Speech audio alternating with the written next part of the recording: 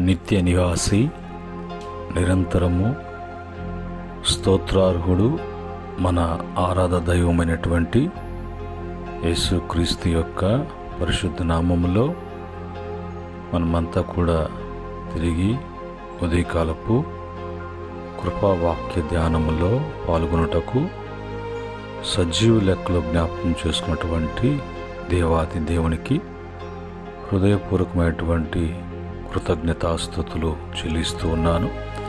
అలాగనే ప్రభు బిడ్డలుగా ప్రతిరోజు ఆయన మాటలు వినటానికి శ్రద్ధ వహించి అన్వయించుకొని అనుసరిస్తున్న బిడ్డలకు ప్రభు పేరిట వందనములు, ప్రభు పేరిట శుభములు తెలియజేస్తున్నాను. ప్రియమైన దేవుని బిడ్డలారా, ఈ ఉదయకాలమందు ప్రభు మన కొరకై ఇవ్వబడినటువంటి వాక్యాన్ని నేను చదువుతున్నాను. సామెతల గ్రంథము 29వ అధ్యాయము 25వ వచనములో ఉన్నటువంటి మాటను నేను చదువుతున్నాను. భయపడుట వలన మనుషులకు ఉరి వచ్చును, యెహోవా యందు నమ్మిక ఉంచువాడు సురక్షితముగా నుండును. పరిశుద్ధుడైనటువంటి తండ్రి, కృపగలైనటువంటి రాజా, ఈ యొక్క సమయంలో కృపావాక్యాన్ని ధ్యానం చేస్తుండగా మీరు వివరించి బోధించండి. ప్రతి బిడ్డ కూడా బలపడే కృప దయచేయమని నాయనా, బిడ్డలు ఈ మాటలను బట్టి ఆస్వాదించబడాలి, కృపలో వర్ధిల్లాలి, సాయం చేయమని యేసుక్రీస్తు నామములో అడిగి వేడుకుంటున్నాము తండ్రి, ఆమేన్. ప్రియమైన దేవుని బిడ్డలారా, ఈ ఉదయకాలమందు ప్రభు మనకిచ్చినటువంటి మాటలలో తన బిడ్డలకు ఎప్పుడు కూడా ఆయన వలన సురక్షిత, నెమ్మది, సంరక్షణ అనేది ఎప్పుడు కూడా దేవుని వలన కలిగేటువంటిది, దేవుని యొక్క అనుగ్రహము. అయితే మానవుడు ఎక్కువగా భయపడుతూ ఉంటాడు. భయము అనేది సాతాను యొక్క ఆయుధం.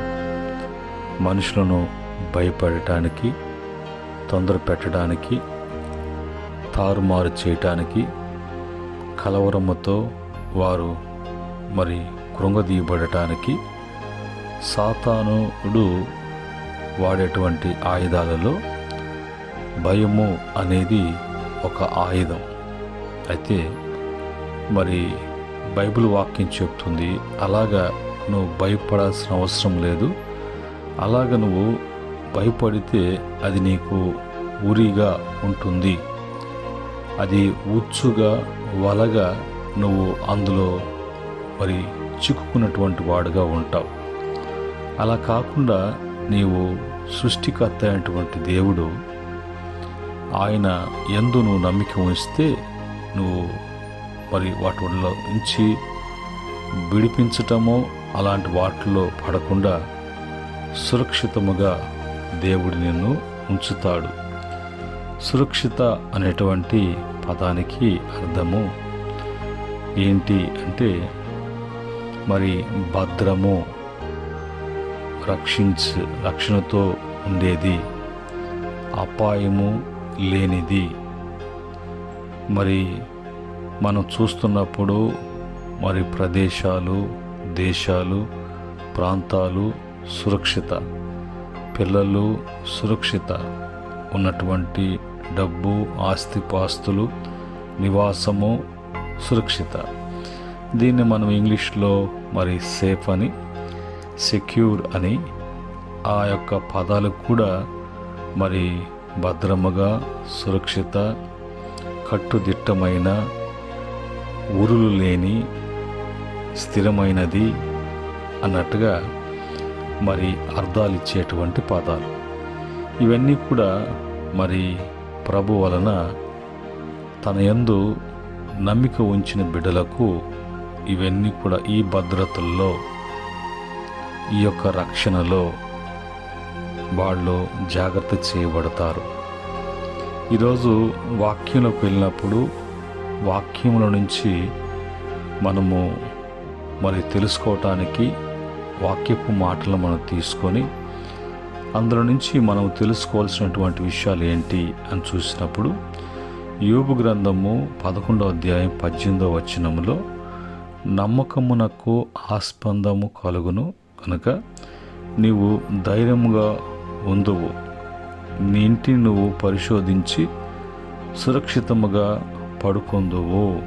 నమ్మకమునకు ఆధారము అనేది, ఆ నమ్మకాన్ని బట్టి ధైర్యము అనేది, అందును బట్టి ఆ నమ్మకము ధైర్యము అనేది నువ్వు ప్రతిదీ కూడా మరి నీ ఇంటిని పరీక్షించుకోవటానికి, ఇంట్లో ఉన్నటువంటి పరిస్థితులన్నింటినీ కూడా జాగ్రత్త చూడటానికి ఉన్నప్పుడు, జాగ్రత్తగా ఉంచుకున్నప్పుడు ఆ సురక్షితమైనటువంటి మరి అవకాశం కల్పించుతుంది. కాబట్టి అందును బట్టి మరి నీవు పడుకుందువు అనే మాట అక్కడ రాయబడింది. మరి రెండవ మాటగా కీర్తన 16వ కీర్తన 8-9 చరణాల్లో సదాకాలము యెహోవా యందు నా గురి నిలుపుచున్నాను, ఆయన నా కుడి పార్శ్వమందు ఉన్నాడు గనుక నేను కదల్చబడను. అందువలన నా హృదయము సంతోషించుచున్నది, నా ఆత్మ హర్షించుచున్నది, నా శరీరము కూడా సురక్షితముగా మరి నివసించుచున్నది అనే మాట అక్కడ రాయబడింది.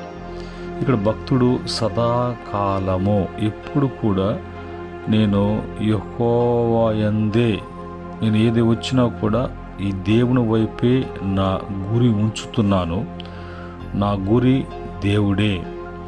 కానీ నేను ఆయన వైపు చూస్తున్నాను, నేను ఆయన మీదే నేను ఆశ పెట్టుకొని ఉన్నాను.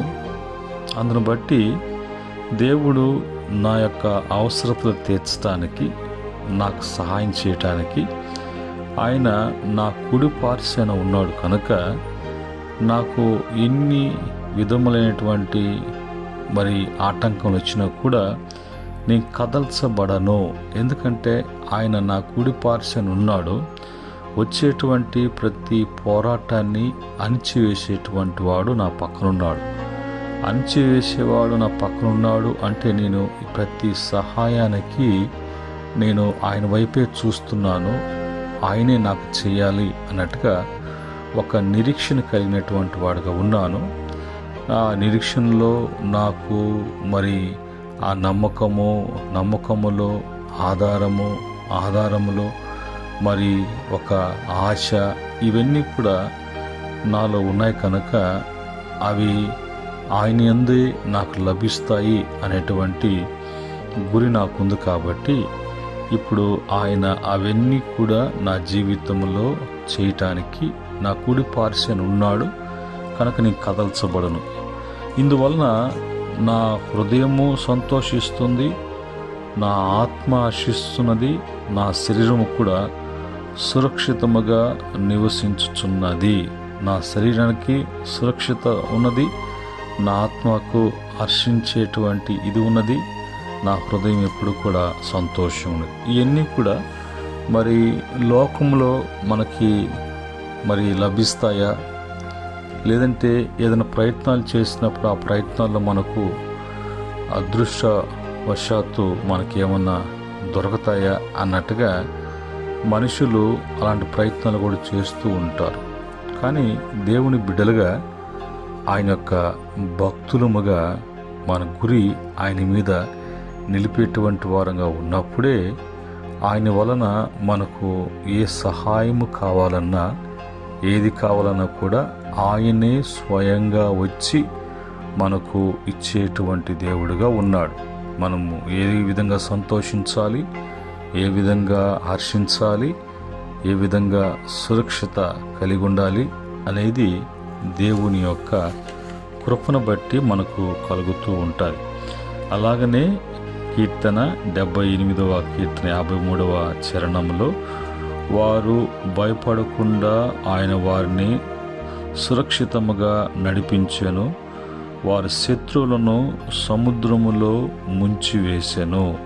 ఇది ఐగుప్తు నుంచి పాలు తేనెలు ప్రవహించేటువంటి కానాను ప్రయాణంలో మరి వారిని తిరిగి ఐగుప్తు యొక్క సైన్యము, ఫరో సైన్యము వారిని మరి తరుముకుంటూ తరిమి పట్టుకొని తీసుకెళ్ళి వాళ్ళని బానిసలుగా హింసించటానికి మంచి మరి ఆవేశముతో వాళ్ళు వస్తున్నప్పుడు వారు మోషేకి తెలియచేసినప్పుడు, మోషే దేవునికి తెలియచేసినప్పుడు దేవుడు నడిపించేటువంటి సేవకుడు, దేవుని చేత నడిపించబడుతున్న సేవకుడు, ఆ సేవకుని వెంబడిస్తున్నటువంటి ప్రజలు జీవితంలో వారికి భయము అనేది కలగకుండా వెనక ముందు ఆయన ఆవరించి శత్రువుల యొక్క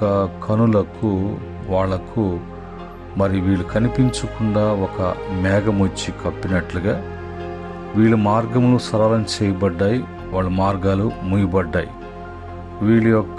వీళ్ళు ప్రభు వైపు చూశారు, ప్రభు సహాయము వీళ్ళకి అందింది. వీరు వాళ్ళకున్నటువంటి కండ బలాలు, వాళ్ళకున్నటువంటి మరి వస్తు సముదాయంను బట్టి వాళ్ళకు విర్రవీగుతూ వచ్చారు. అయితే వాళ్ళందరినీ కూడా నీటిలో దేవుడు వారిని ముంచివేశాడు. నీటిలో వాళ్ళందరూ కూడా కప్పబడ్డారు, తిరిగి వాళ్ళు కనిపించలేదు. అది మన దేవుని యొక్క గొప్పతనం. అయితే నీకు ఏ సేవకునైతే ఇస్తున్నాడో, ఏ సేవకుని చేత నీకు ఉపదేశం ఇస్తున్నాడో, ఏ క్రమమైతే ప్రభు నేర్పిస్తూ ఉన్నారో ఆ క్రమాన్ని విడిచిపెట్టకుండా ఆ బోధకు ఈ బోధకు అలవాటు కాకుండా నిన్ను వాక్యం చేత కని ఆ వాక్యం చేత పోషిస్తున్నటువంటి, అది దేవుని సహాయం వలన జరుగుతున్నటువంటి ఆ ఉపదేశమునికి కట్టుబడినటువంటి వారు అలాగా సురక్షితంగా ఉంటారు అనే విషయాన్ని జ్ఞాపకం చేసుకోవాలి. సామెతల గ్రంథము 1:33 నా ఉపదేశము నంగీకరించువాడు సురక్షితముగా నివసించును, వాడు కీడు వచ్చున భయము లేక నెమ్మదిగా నుండును. దేవుడు మనకు ఇస్తున్నటువంటి ఉపదేశాన్ని అది హృదయపూర్వకంగా అంగీకరించాలి, అన్వయించుకోవాలి, అనుసరించాలి. అందును బట్టి మరి ఏ చెడు అని కుడి ఎడమకు తొలగడం కానీ త్రొట్టిల్లటం కానీ లేకుండా సురక్షితముగా ఉండటానికి, నివసించటానికి దేవుని సహాయం. కీడు వస్తుంది, పాడు వస్తుంది, వాతావరణంలో మార్పులు, మనుషుల్లో మార్పులు, పరిపాలన మార్పులు, ఇవి ఏవి వచ్చినా కూడా భయపడకుండా నెమ్మదిగా మరి ఉండటానికి, నెమ్మదిగా నివసించటానికి దేవుని ఉపదేశము చేత మనమంతా కూడా కట్టబడి, నడిపించబడి, భద్రపరచబడి, స్థిరపరచబడినటువంటి బిడలముగా ఉన్నాం. కాబట్టి మనకు దేవుడు ఆ సహాయాన్ని మనకు కలుగు చేస్తున్నారు. 5వదిగా వచ్చినప్పుడు సామెతల గ్రంథము 3:21-23 వరకున వచనాలలో, నా కుమారుడా, లెస్సైన జ్ఞానమును వివేచనమును భద్రము చేసుకొనుము, వాటిని నీ కనుల ఎదుటి నుంచి తొలగి పోనీయకము అంటూ ఆ తర్వాత 23వ వచనం అంటాడు, అప్పుడు నీ మార్గమును నీవు సురక్షితముగా నడిచెదవు, నీ పాదము ఎప్పుడునూ తొట్టిల్లకుండా సురక్షితంగా నడవటానికి, నీ మార్గములో నీకు సురక్షిత కలిగి ఉండటానికి కారణం ఏంటంటే దేవుని యొక్క లెస్సైన జ్ఞానము. భూ సంబంధమైనది, శరీర సంబంధమైనది కాకుండా దైవ సంబంధమైనటువంటి జ్ఞానము చేత, వివేచన చేత మనము మరి అవి మనలో భద్రము చేసుకుంటూ, మనం కాపాడుకుంటూ, ఎప్పుడు కూడా మన కనుల ఎదుట నుంచి తొలగిపోకుండా ఆ జ్ఞానము, వివేచనతో మనము ముందుకు పోతున్నప్పుడు మనకు ప్రభు ఆయన తొట్టిల్లకుండా సురక్షితంగా ఆయన మనల్ని నడిపించేటువంటి దేవుడిగా ఉన్నాడు. ఇది మనం పాటించకుండా మన ఇష్టం వచ్చినట్లుగా, మనకు నచ్చినట్లుగా, అనుకున్నట్లుగా ఇచ్చ చొప్పున నడుచుకుంటే ఈ సురక్షిత అనేది దేవుని వలన మరి లభించదు. ఇలాగా బైబిల్లో చూసినప్పుడు బైబిల్ వాక్యంలో మరి చెప్పబడుతున్నటువంటి మాటలలో ఇంకా అనేక విషయాలు ఉన్నాయి. సామెతల 18:10 అంటాడు, యెహోవా నామము బలమైన దుర్గము, నీతిమంతులు అందులోనికి పరిగెత్తి సురక్షితముగా నుందురు. ప్రతిది కూడా దేవుడు, దేవుని సహవాసము, దేవుని సన్నిధి, దేవుని యొక్క వాక్యము, దేవుని యొక్క ఉపదేశము, దేవుని యొక్క జ్ఞానము, దేవుని యొక్క బలము, దేవుని యొక్క ప్రభావము, అలాగా దేవుని మీద నమ్మిక, దేవుని యందు భయభక్తులు, దేవుడి మీదే మనసు ఆధారపడము అనేది ఎప్పుడు కూడా దేవుని యొక్క సేవకు నడిపింపు. ఇవి మన జీవితాల్లో ఎప్పుడు కూడా అలవాటు చేసుకోవాల్సినటువంటి విషయాలు.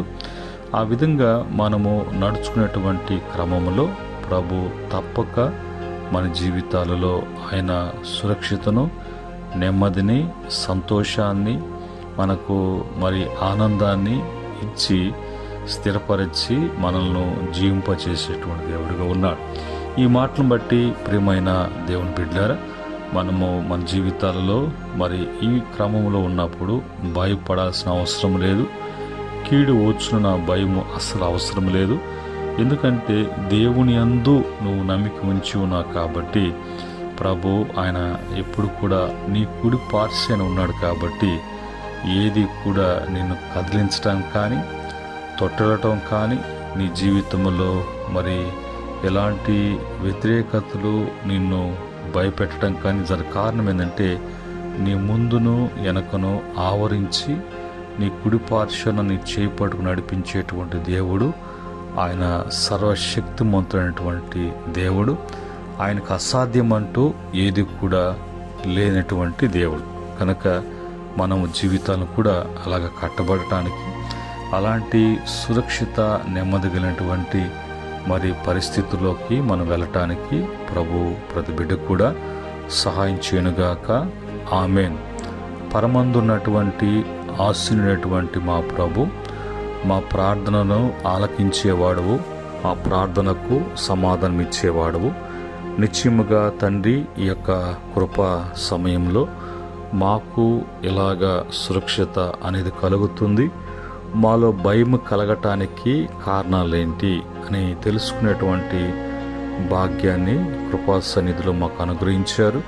కనుక ఎన్నడూ కూడా మేము భయపడమని, ఎప్పుడు కూడా మాకు సహాయం మీ అందని, అందుకు మేము చేయవలసినటువంటి మరి విషయాలేంటి అన్నీ కూడా మీరు తెలియచేశారు. ఈ మాటలను బట్టి ప్రభు ప్రతి బిడ్డ కూడా బలపరచబడటానికి, బిడ్డలు ఈ దినమంతట్లో కూడా వాళ్ళ యొక్క మరి ప్రయాణాల్లో, వాళ్ళ ప్రయత్నాల్లో మీ సహాయం అందించమని, ప్రతి బిడ్డకు నీ సురక్షితను కలుగు చేయమని యేసుక్రీస్తు నామంలో అడిగి వేడుకుంటున్నాము తండ్రి. ఆమేన్. సమస్త జ్ఞానముకు మించిన తండ్రి ప్రేమయు, రక్షకుడైనటువంటి యేసుక్రీస్తు యొక్క దివ్య కృపయు, పరిశుద్ధాత్మ యొక్క ఆనంద సంతోషములు నడిపింపు ఈ మాటలు వింటున్న బిడ్డలకు, బలపడుతున్న బిడ్డలకు, ఆ క్రమములో అనుసరిస్తున్న బిడ్డలకు, సకల పరిశుద్ధులకు, ఆయన దాసులకు సదా తోడై నడిపించునుగాక. ఆమేన్.